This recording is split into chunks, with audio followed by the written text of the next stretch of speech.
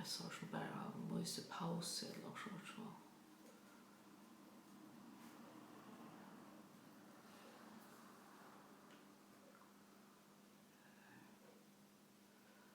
Så är det nu i famn.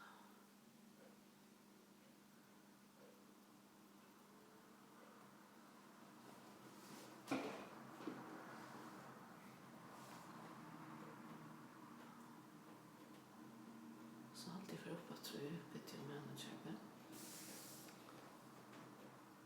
Det blir fram så. Nej. Så är det då.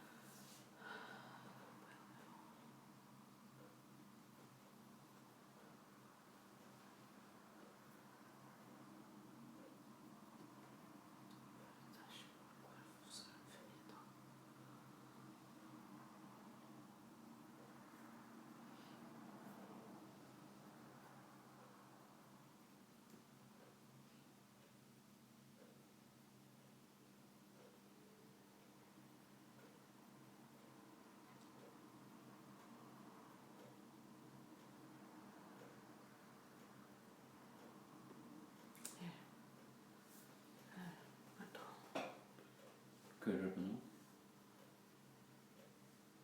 Det är det. Ja.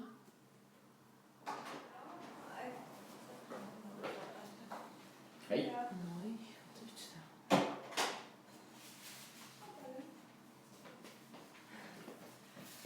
Hej. Och när Vi är online så tjänar gamla. Kan vi bara sätta på den här? Ja, det är så.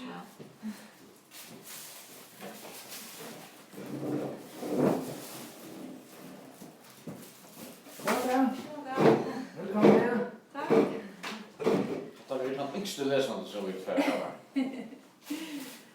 Han ska vi regna för.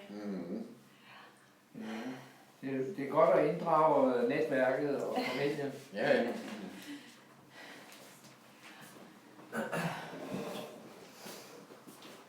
Jeg hedder Holger Nørgaard, og det er mig, der skal få skærmen her om et øjeblik. Det är fint. Jag kan just du fick på något. Det var det ju i Ja, så var det. Okej.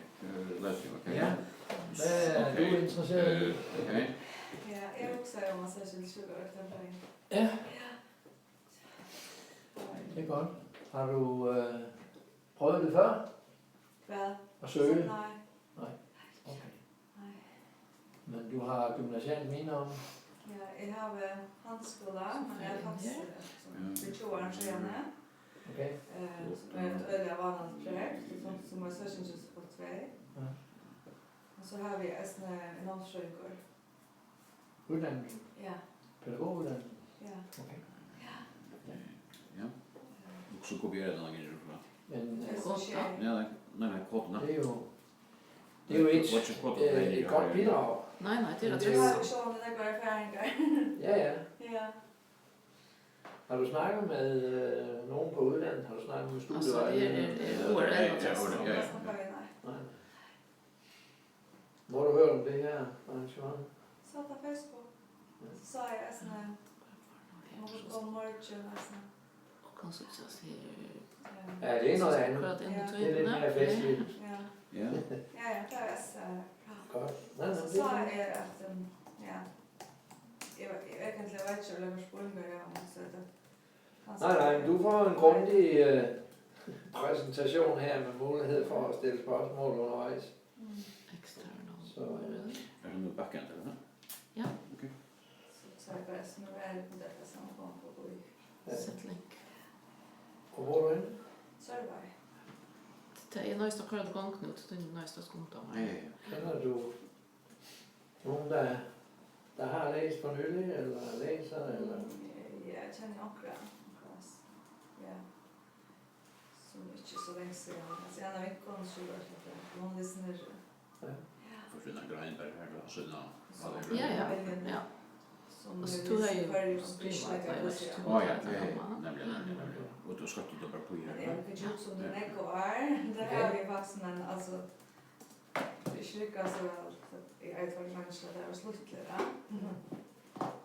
Men nu är det störst. Så nu följer det att det är bättre till. Hvad har du så haft af erhvervserfaring og job og sådan noget? Alltså det sista nu jag är när jag Ska är vara på vidare. en samtal Ja. i ungdom och vuxna och sådana saker och autism och ja. Okej. Här är det mycket var. Men annars allt möjligt för det stod och jag har fått när jag har växt och jag har fått ett nav. Det är den nej. Jo. Ja, Men hvornår blev du så færdig med pædagog? i tjej. Okay, det var før det blev en bachelor. Ja. Detta är. Nu är det. Tackar. Du kan förklara mig. Kommer som ett läsbär. Alltså appen och Så Ja. så. Ja. det er jo det, der hedder livslang læring. Ja. At man... der er ikke nogen aldersgrænse. I gamle dage, i forrige århundrede eller op til 90'erne, der ville de ikke tage folk ind, når de var over 35 til sygeplejerske. Okej.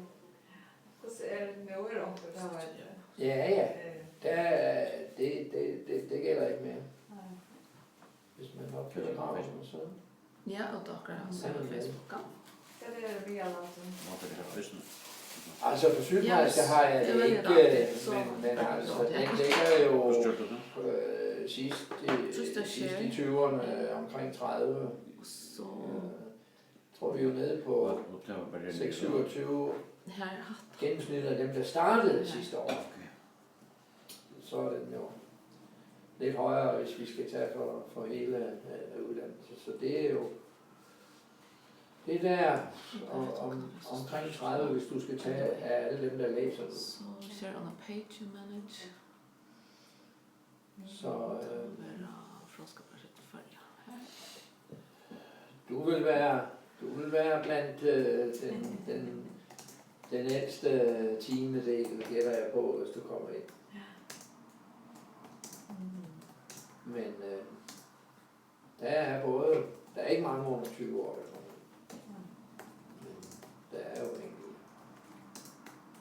Og over 50, der er der også begrænset. Ja. Men altså, langt op i 20'erne og 30'erne, det er jo ikke helt ualmindeligt.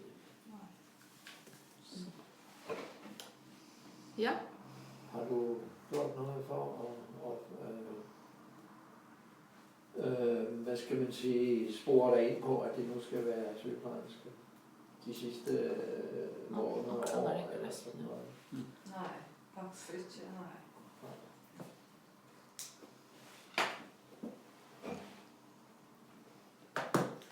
Ja, men det kan være, at vi sender det ud til landet her, men det er godt at have nogen her. Så det er fint, og vi kører en runde nu her, og så en ny klokken 5. Men det kan være, at vi skal sige goddag nu. ja, jag halta. Oops. Ja. Nej, så det är svårt. Du skriver sådan långt ned i tal. Okay. Ja, då. Ja, nå.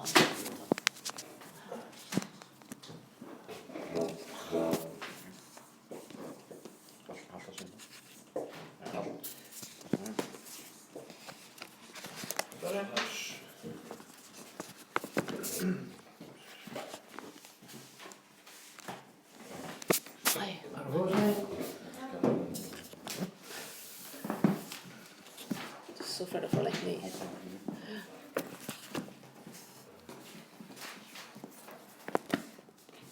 nu er fint. Ja. Så er klokken blevet 4. Og vi er klar til at byde velkommen her til en runde omkring kvote 2 orientering til optagelse på forskerbesatser. Vi er nogle stykker her i lokalet, og vi siger også velkommen til dem, der måtte sidde ude ved computerne og følge med der.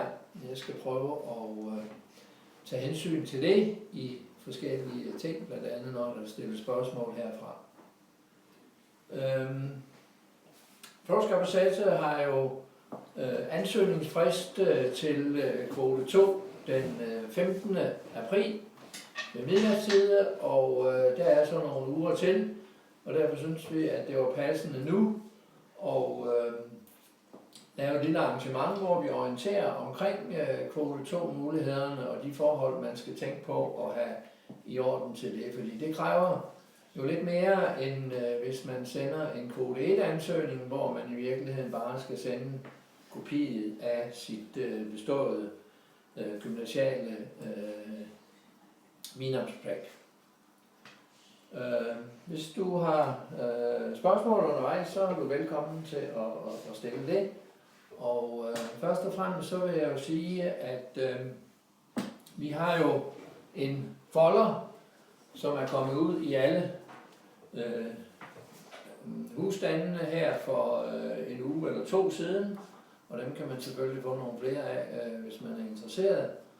Og jeg hedder jo altså Holger Arnbjerg og er leder af Alsø Skifteåren her på forskerbesatser og tager mig af vejledning til videregående uddannelser og har så oplæg omkring kvote 2-forholdene her til vores forskerbesat følgers uddannelser. Og først kunne man måske lige nævne, hvad det er for nogle uddannelser, vi egentlig har bacheloroptag af nu her i år. Og der er der jo altså til sygeplejerske og til OSKE, mens biologi og KT, det er først næste år. Men vi har jo så optagelse til bachelor i færøsk, i historie, i samfällighetsvísindi, socialvísindi og samfälligsplanlægning og politik og omsætning, og så til folkeskolelærer og pædagog, og også bachelor i økonomi. Så har vi jo fra sidste år også gjort det muligt at få bifag, tjørner i visse fag, blandt andet færøsk, historie, og så samfundsfag, socialvísindi, samfälligsplanlægning, politik og omsætning, og i støtfrø i matematik. Og det er så de bachelor- og bifags eller tjørners uddannelser, jeg vil komme ind på med hensyn til kvote 2 ansøgningsforhold. Det er jo sådan, at der ligger på sata.fo et ansøgningsskema, som er specielt til kvote 2, og det kan man udfylde og sende online, og hvis man ikke har lyst til det, så kan man stadigvæk kopiere eller printe et ansøgningsskema ud og sende med posten eller aflevere i postkassen her på forskerbesatsets administrationskontor eller på Læster Skriftåren her i henholdsvis J.C. Svarbosgøte nummer 14 og J.C. Svarbosgøte nummer 7, hvor vi sidder nu. Jeg kunne tænke mig lige at løbe ansøgningsskemaet igen, og jeg har nogle eksemplarer her af papirudgaven, og det er jo de samme oplysninger, man skal give, når man laver det online. Der er papir og blyant også hernede, men hvis der er andre, der har lyst, så er det velkommen til det. Med hensyn til ansøgningsskemaet, jamen så handler det selvfølgelig om, at man har nogle personlige oplysninger, og der regner jeg med, at de fleste har p-tal, og hvis man ikke har et fuldt p-tal, så kan man i hvert fald skrive sin fødselsdato. Og så med fornavn, og der kan man jo have flere, mens man kun har ét efternavn. Og det er vigtigt, at vi så også får statsborgerskabet her, og der er de fleste jo altså danske. Det er vigtigt at skrive sin e-mail, teltepost klart og tydeligt, og så er der jo så altså også en mulighed for at sætte et kryds, hvis man har handicap, der gør, at der skal tage særlig hensyn til en, og at man så krydser det af her, sådan at vi kan være forberedt på at tage imod folk, som har det ene eller det andet handicap, som vi skal prøve at tage højde for. Når man søger ind på flåtskabsatser her, så er det jo en gymnasial minimumsudvikling, som er det normale, som er det, der kræves for, at man kan blive optaget som minimum. Og samtidig er der også særlige specifikke adgangskrav, som man skal opfylde til visse uddannelser, at man skal have nogle bestemte fag på et bestemt niveau, og eventuelt at man skal have bestemt karakter også. Og der er det jo så, vi kan sige, jamen kvote 2, hvad er det egentlig det så er for en størrelse? Når der er noget, der hedder kvote 2, så er der nok noget, der hedder kvote 1 også, og kvote 1, jamen det handler jo om, at man søger på baggrund af sit gymnasiale minimum og håber på, at det karaktergennemsnit er godt nok til at komme ind. Kvote 2 er så, kan man sige, en ekstra alternativ mulighed for, at man kan søge, selvom man måske ikke har så højt et gennemsnit, som man forventer kræves for at komme ind. Så det er den ene grund til, at man søger kvote 2, det er, at man frygter, at man ikke har nok efter sin eksamensnit, men har nogle andre kvalifikationer, som man kan bidrage med, som kan gøre, at man kommer ind. Det er jo sådan, at vi har 30% af pladserne til kvote 2, og de andre 70, det er så efter kvote 1. Kvote 2 er også for dem, som har et udenlandsk eksamensbevis og gerne vil søge ind til Færøerne. Her, når vi siger udenland, så mener vi i virkeligheden uden for Norden. For nordiske eksamensbeviser kan også godt gå ind under kvote 1. Den tredje gruppe af kvote 2 ansøgere, det er så dem, som ikke har et gymnasialt minimumsfag, en ungdomsuddannelse formelt. Men at man mener, at man har nogle andre kvalifikationer, som er på højde med det, eller svarer til det. Og det er jo altså undtagelsen, at der er nogen, der bliver optaget der, men det er altså en mulighed, at man kan søge om dispensation, hvis man ikke har et gymnasialt minimumsfag, en ungdomsuddannelse. Og når man søger en kvote 2, så søger man samtidig også en kvote 1, og man kan altså ikke søge 2 gange, det skal man ikke. Hvis man har søgt kvote 2 og har sit eksamensbevis med, som man jo skal som et af de oplagte bilag, jamen så har man også en chance for at blive optaget i kvote 1. Så det er jo det, der ligesom er grundlaget for at søge ind. Og her er det så, at i selve ansøgningsskemaet, så spørger man jo om, hvad er så dit optagelsesgrundlag? Jamen der er jo de forskellige ungdomsuddannelser her på Færøerne, gymnasialt minimum, student, HF, HHX, HT, Hakler Tøkne og Hakler Fiskevinde, HIF. Og der skriver man jo så altså det år, man har afsluttet sin uddannelse, man skriver sit gennemsnit, og så skriver man, om det er efter 13-skalaen eller efter det 7-skalaen, Og der er nogen, der så er i tvivl om, hvad er det for et gennemsnit, man skal vælge. Jamen det er det gennemsnit, som står nederst på eksamensbeviset, som typisk er gennemsnittet af års- og eksamenskarakterer plus eventuelle bonuspoint. Det er det gennemsnit, vi er interesseret i at få med her. Og så er der plads til at skrive et nummer på et bilag, altså sit eksamensbevis, som man så kan nummerere her fra A og frem eller efter 1, eller hvordan man nu vil.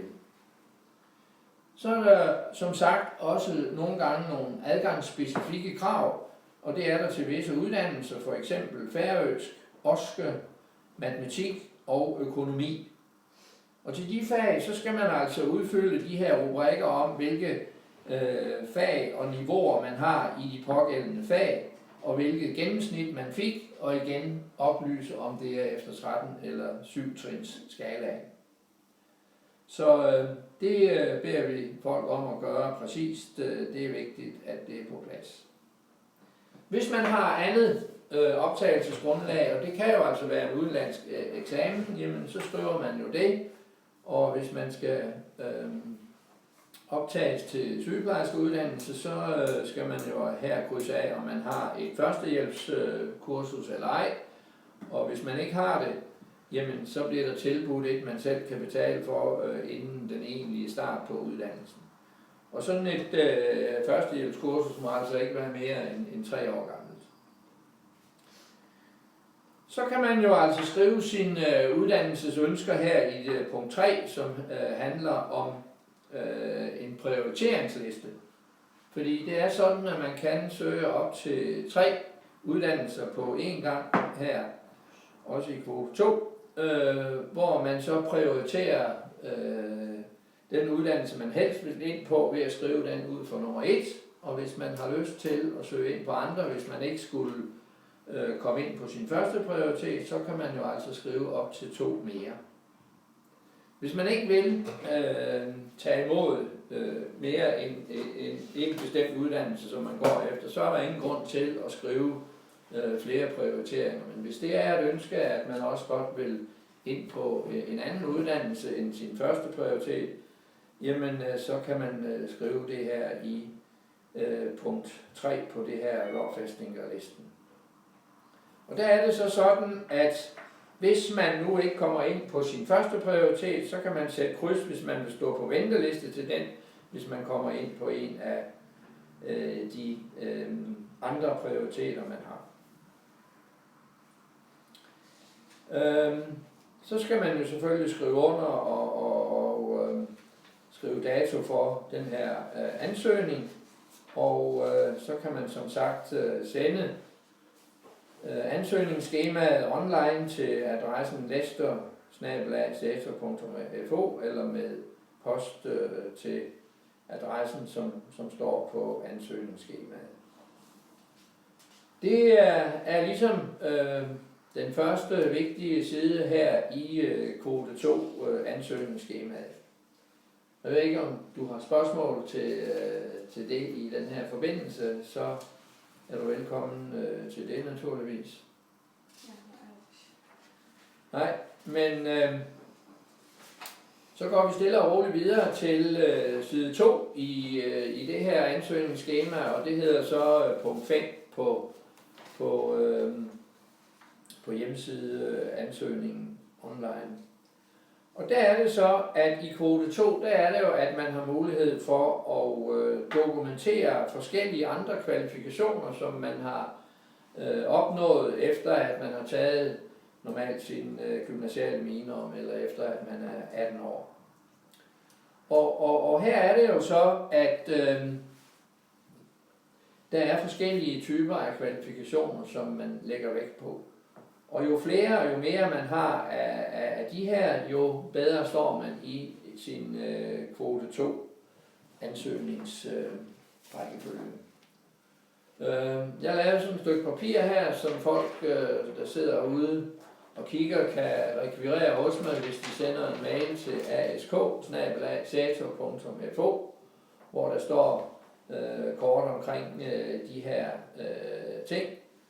som jo altså også er med i vejledningen, fordi der findes jo en fin vejledning til kvote 2 ansøgningen, også som man har mulighed for at kigge på, selvfølgelig når man sidder og laver sin ansøgning derhjemme.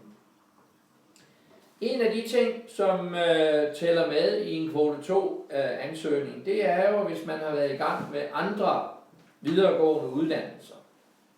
Hele eller dele af det.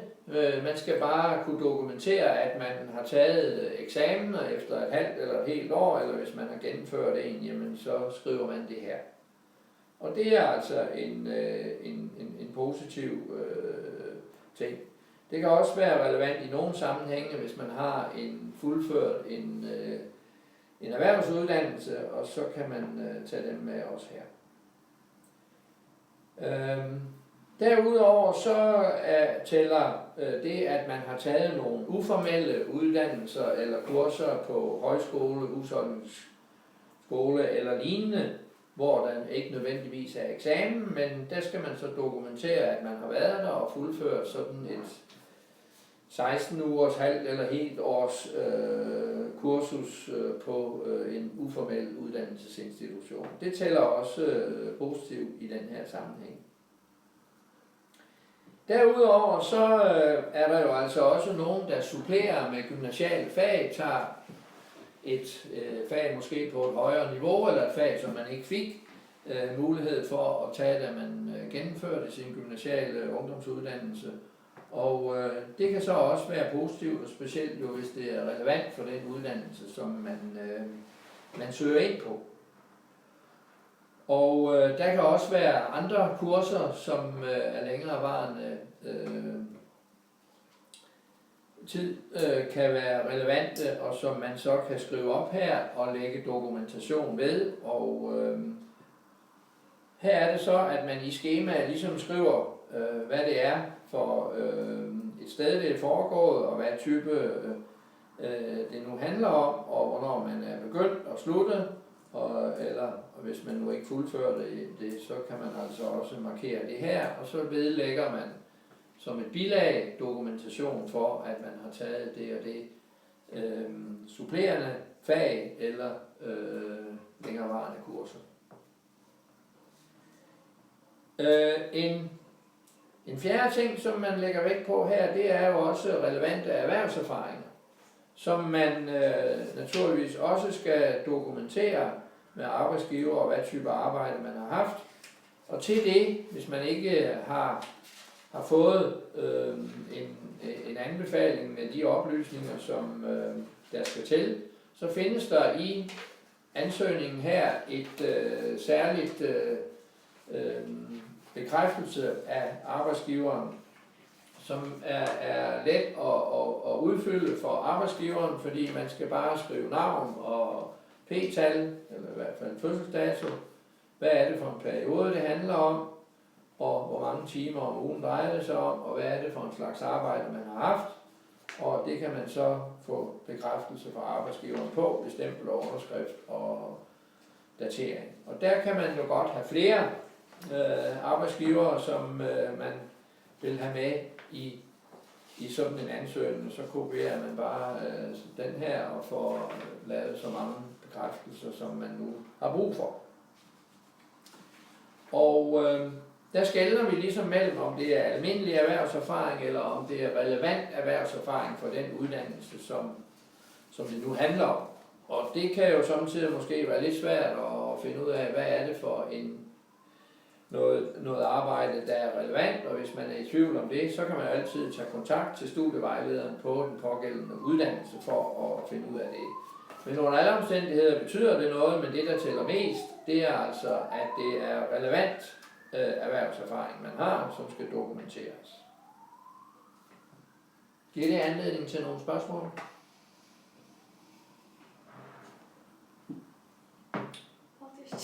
Nej. Så er der altså stadigvæk flere muligheder og ting som forhold, der betyder noget i forbindelse med en kvote 2-vurdering. Og det er sådan noget som, hvis man har været i udlandet og opholdt sig der typisk mere end 2-3 måneder, og det kan være jo så af mere eller mindre relevans, men det, at man har opholdt sig i flere måneder udenlands, er altså også noget, man vurderer positivt. Og derfor har man mulighed for at skrive det op her og dokumentere det i form af flybilletter, hotelregninger eller dato på billeder eller anden form for dokumentation, som giver mening i den her sammenhæng.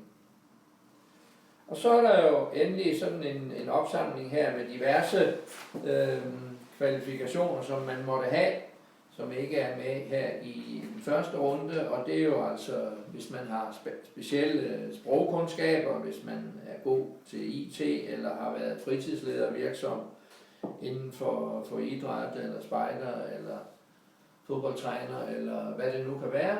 Og det skal igen, kan man sige, dokumenteres i lighed med joberfaringerne, sådan som vi omtalte det før med dokumentation for joberfaringer. Skriv op, hvad det handler om her, og vedlægge dokumentation for det, så er det også, kan man sige, positivt i den her sammenhæng. Så kommer vi til det måske allermest vigtige og særlige, hvor man kan gøre en forskel fra nu i sin ansøgning. Netop, at der er en side i ansøgningsskemaet her, og der er plads på online ansøgning til at skrive en side, som vi kalder grundgiven omsøgning eller motiveret ansøgning, hvor man får mulighed for at fortælle om ens motivation og baggrund og overvejelser til at søge ind på den pågældende uddannelse. Og det er jo for nogen en udfordrende opgave, at man der skal ligesom fortælle om sig selv og sine kvalifikationer, men omvendt er det altså en chance for at fortælle, hvorfor at man bør optages på den her uddannelse. Og det kan være svært at give sådan en opskrift og en faseliste til det, men der er jo i hvert fald nogle emner, som man bør komme ind på, sådan som det også står i vejledningen, og jeg har lidt materialer med nogle eksempler og tips til sådan en motiveret ansøgning, som man kan få. Men altså, det handler jo om, at man ligesom skal fortælle om de kvalifikationer og erfaringer med betydning for den her uddannelse. Og overveje, hvad er det, der ligesom har fået mig til at søge ind på den her uddannelse.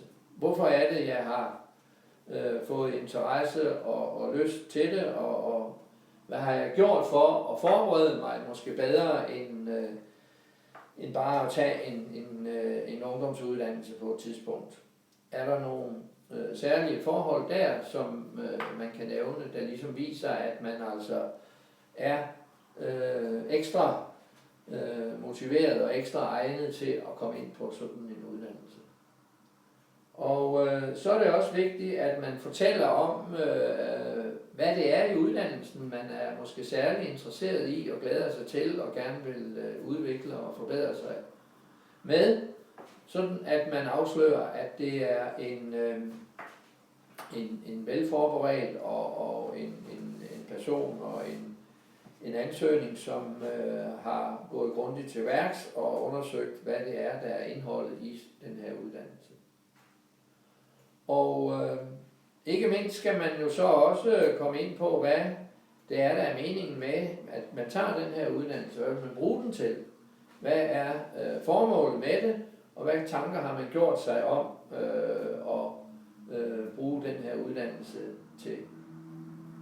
Og det er jo de her refleksioner og overvejelser, som man ligesom skal præsentere her som en ansøgning. Nu er det ikke en jobansøgning, men en uddannelsesansøgning, men det er jo i virkeligheden det samme med, at man ligesom skal fortælle dem, der skal læse det her, dem, der skal være med til at optage en, hvorfor man er velegnet, og hvorfor man måske efter at man har taget sin ungdomsuddannelse er blevet mere motiveret og interesseret og har fået nogle relevante erfaringer og kvalifikationer, som man så kan præsentere i sådan en sides grundgiven omsorg.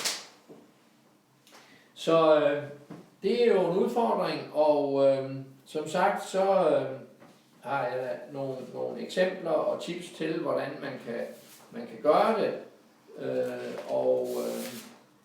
Det er jo en øvelse, som er vigtig, og det er en af de ting, som man jo skal sove på, og også gerne må få andre til at kigge på og give gode råd og vejledning i sådan noget.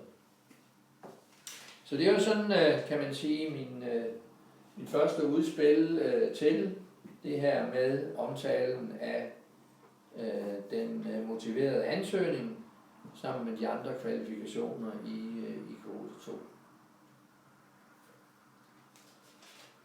Og det kan godt være, at der så er mulighed for og brug for spørgsmål her, det ved jeg ikke, men du er i hvert fald velkommen til at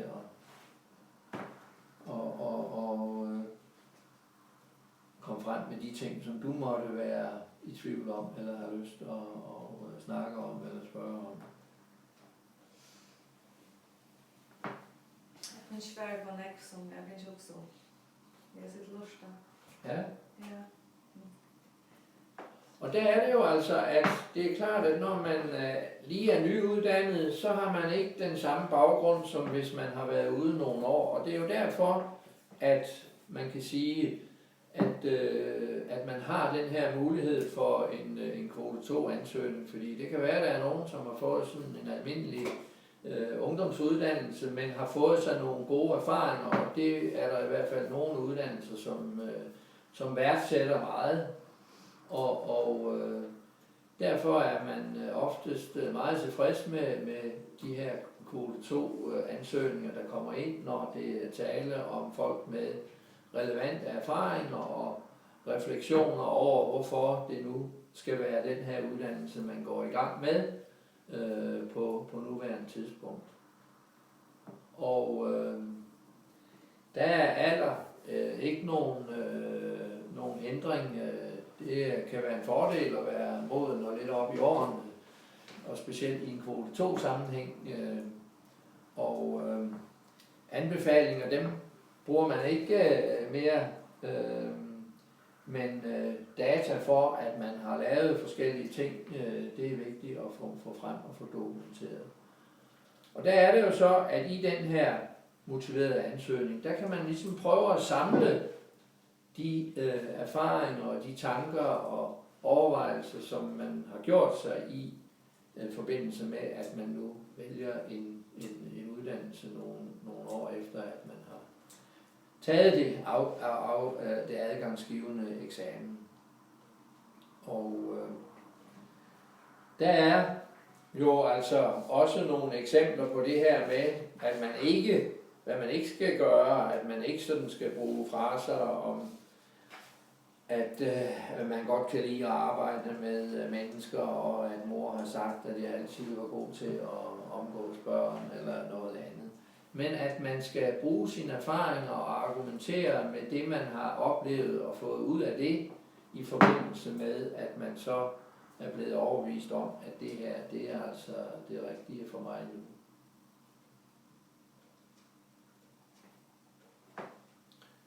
Og nogen laver også i forbindelse med sådan en motiveret ansøgning et CV, altså en curriculum vitae, en beskrivelse sådan datamæssigt over, hvad man egentlig har lavet.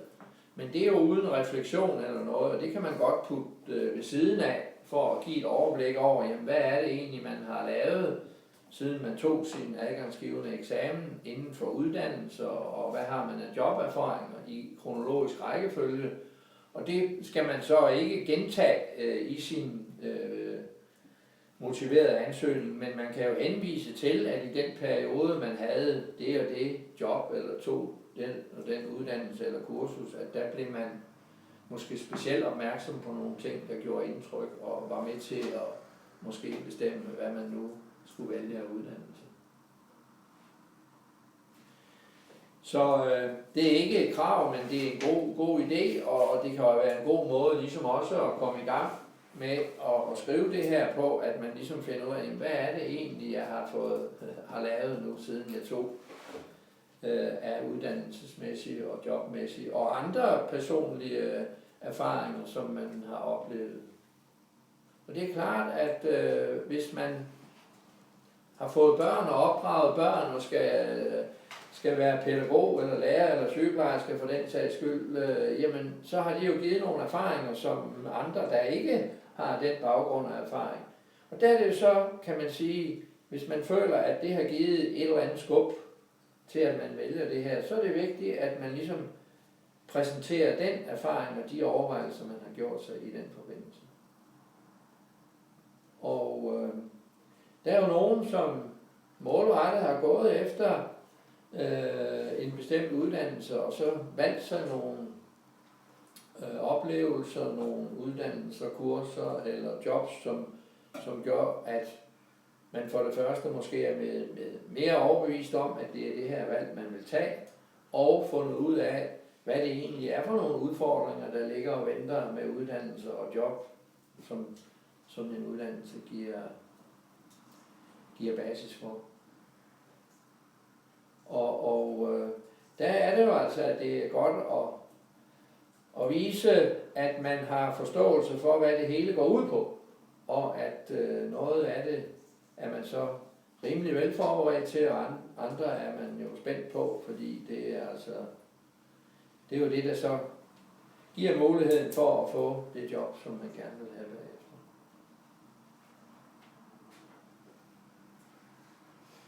Og en ting, som man måske også kan nævne nu her i forbindelse med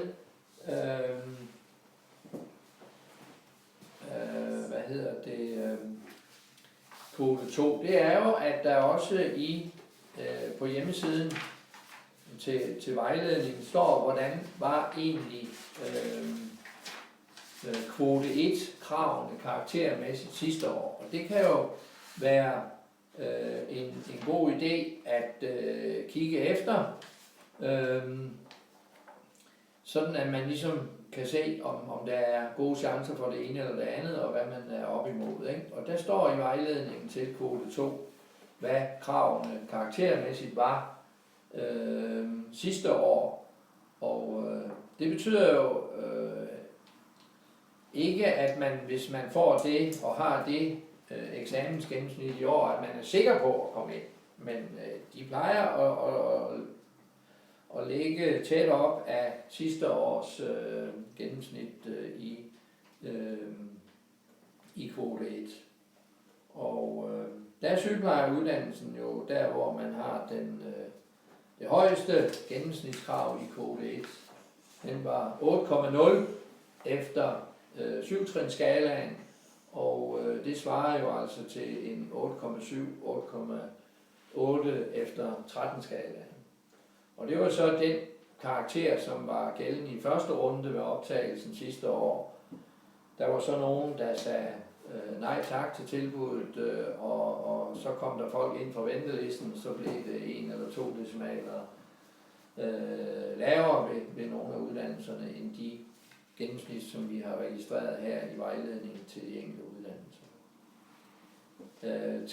Til lærer- og økonomiuddannelserne, bachelorårene der var kravet 7,7 efter 7-trinsskalaen, og det svarer til 8,6 efter 13-skalaen. Og til pædagoguddannelsen, der var vi på 6,1 efter 7-trinsskalaen, og det svarer til 8,0-8,1 efter 13-skalaen.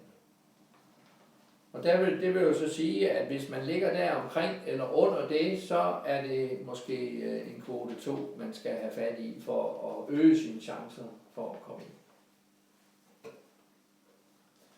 Og alle de her kvalifikationer, som vi nu har nævnt, der skal dokumenteres, det er jo det, der så indgår i vurderingen af, hvordan man prioriteres i rækkefølgen af kvote 2-ansøgere. Og vi får jo mange kvote 2-ansøgere, og specielt jo til de uddannelser, hvor der sidste år har været adgangsbegrænsning i form af, at man skulle have omkring 8 og op til 8, afhængig af hvad det var for en uddannelse. Og det vil jo sige, at selvom man opfylder nogle af de her krav, så er der altså nogen, der opfylder endnu flere. Og som sagt, der er 30% af pladserne, som bliver op til 30%, der bliver fordelt efter kvote 2. Og det vil sige, at hvis sygeplejeruddannelsen optager 30, som vi gør igen i år, 30% af det er jo så altså en 9-10 stykker, og det er så et spørgsmål om de 50 eller hvor mange kvote 2 ansøgere, der nu kommer, hvem der så er bedst rangeret ud fra sådan en opgørelse. Og det vil sige, at man kan ikke vide på forhånd jo hverken i kvote 1 eller kvote 2, men det man kan sige, det er jo, at jo flere af de her forskellige kvalifikationer, som man lægger vægt på, man har, jo bedre står man.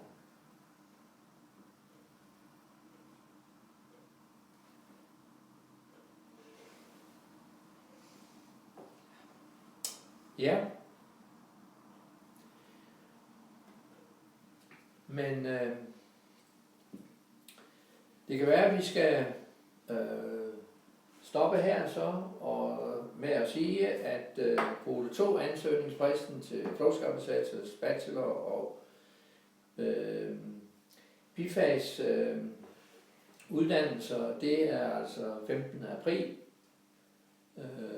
ved midnatstid, og man kan sende det online, og man kan sende det med posten, eller aflevere et papiransøgning i postkassen, og komme ind med det på kontoret inden den 15. april.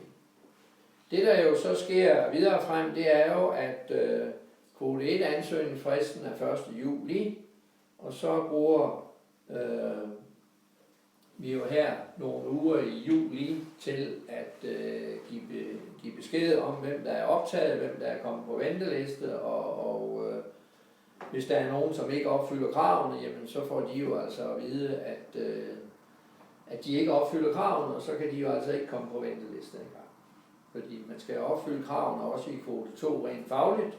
Det er ikke fordi, det er lettere rent fagligt og niveaumæssigt på den måde gennem kvote 2.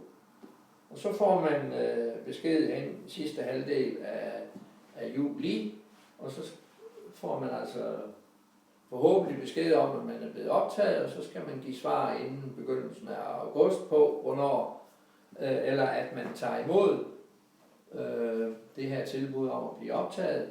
Og det er først der, man kan sige, at man så er endelig optaget. Hvis man ikke får sagt ja tak til tilbuddet fra slutningen af juli, så er man altså ikke med på listen. Og så har vi jo en venteliste der, hvor der er adgangsbegrænsninger, og så kommer folk jo altså ind på ventelisten der i begyndelsen af august måned. Og der er det igen for at repetere med hensyn til eller til prioriteringslisten. Man kan prioritere op til 3 uddannelser, og man kan stå på venteliste til ens første prioritet, hvis man ikke kommer ind på den i første omgang, hvis man sætter et kryds i ansøgningsskemaet til det. Og der kan man så stå på venteliste indtil uddannelsen starter, og hvis man så ikke kommer ind der, jamen så, hvis man er kommet ind på en af de andre prioriteter, jamen så er det der, man starter.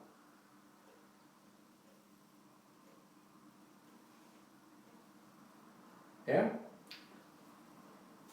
Spørgsmål her, inden vi siger tak for første runde? Nej, faktisk ikke. Så man kan alveg det konsultet. Ja. Det kan du med eller uden frimærke. Hvis du kommer med det her, så... Men vi er allergledest for hvis du røyner at det har ordentlig å velge inn til den på nett nå, av seto.fo. Trykk du opptøka, og så stender alt det akkurat skal gjøre. Så det kan man skal skannast og vyhetast og... Ja, men hvis du skal sende det brev, så skal du eisen printe det ut. Ja. Vi vil meget gerne have det elektronisk, som mange andre steder, men at... Det er ikke alene, så kommer jeg sådan. Nej, Nej, det er det ikke. Vi også du snakker om, hvis det er et eller andet, du snakker om bøjl, altså som ikke er noget dokumentation, altså der kan også være dokumentation. Hvis der står dato på billederne, og der så er et interval fra på nogle måneder, hvis man har været ude og rejse, og det skal være normalt minimum 3 måneder, som en gylden regel, som minimum. Ikke? Det er ikke bare sådan 3 uger ved sydstranden i Spanien, eller hvor det nu er, man kan hygge sig på en ferie.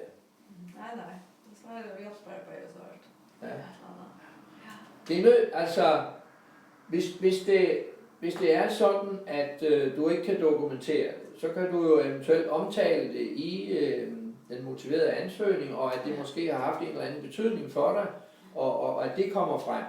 Men du får ikke, kan man sige, bonus, hvis der ikke, eller 100% bonus, hvis ikke der er en dokumentation for det. Sådan er reglerne, men altså forhåbentlig kan det lykkes for dig at få fundet et eller andet frem. Ja.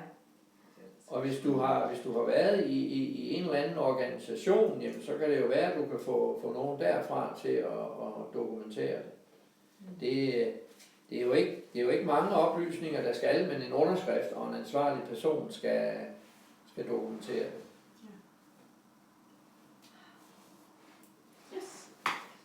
Kan vi lave en lille halvleg her på 10 minutter? Ja, jeg slår